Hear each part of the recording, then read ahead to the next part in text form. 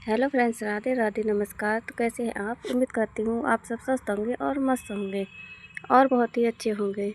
तो फ्रेंड्स, आज मेरा ब्लॉग शाम से शुरू होता है। सुबह टाइम नहीं मिला था मुझे और कुछ मेरी तबीयत भी बहुत ज़्यादा ख़राब हो रही थी कि शादी में से आई थी तो सर्दी जुकाम वही बुखार हो गया था। तो इस वजह से सुबह ब्लॉग नहीं बना पाई थी मैं। ऐसे ही काम चल रहा था हमारा, तो बहुत ही ज़्यादा पता नहीं क्या हो गया था, उठा भी नहीं जा रहा था। बिल्कुल ऐसा लग रहा था कि सोते ही रहो। तो शाम की चाय बनाने की तैयारी कर रही हूँ मैं। सबसे पहले अपने ठाकुर जी के लिए भोग की तैयारी कर लेती हूँ। दूध की भोग लगाती हूँ शाम के टाइम, तो फिर उसी की चाय बना लेती हूँ।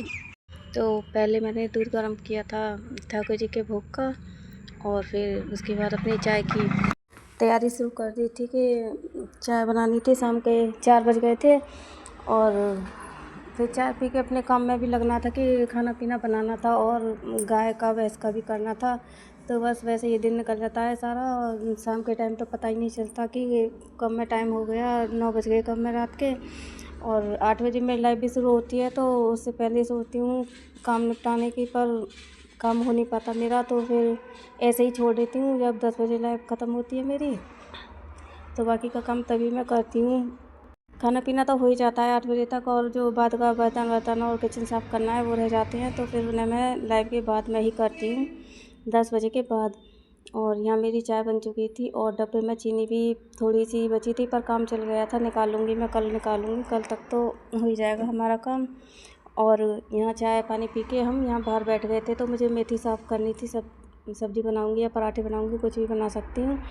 तो उसी के लिए मेथी साफ़ करनी थी। तो कावड़ियाँ चल रही थी, शिवरात्रि थी कल की, इस वजह से कावड़ियाँ चल रहे थे, तो उन्हें भी देख रहे थे हम साथ के साथ। और धूप थी हल्की फुल्की, तो धूप में बैठ के मेथी साफ़ कर रहे थे, और मैंने साथ के साथ मेथी भी काट ली थी। और पूछूंगी क्या बनाना है, तो फ़ोन करके पूछा था मैंने से, बोले कि मेथी के पराठे ही बना ले, क्योंकि कल तो शिवरात्रि थी, व्रत था। तो देखते हैं कौन कौन रहता है। सब्ज़ी वैसे ही बेकारी जाती, बच्चे खाते नहीं हैं इतनी।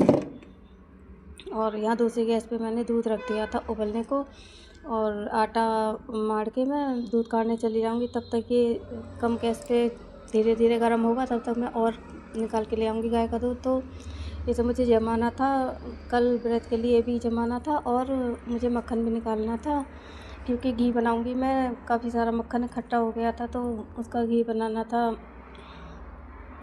और यहाँ मैं नमक, अजवाइन, मिर्च, हींग डालकर, ये मेथी डालकर आटा लगा के और रख दूँगी। तो ये जब तक दूध काढ़ूँगी तब तक सेट हो जाएगा मेरा आटा। उसके बाद फिर मैं बच्चों के लिए बना दूँगी खाना, और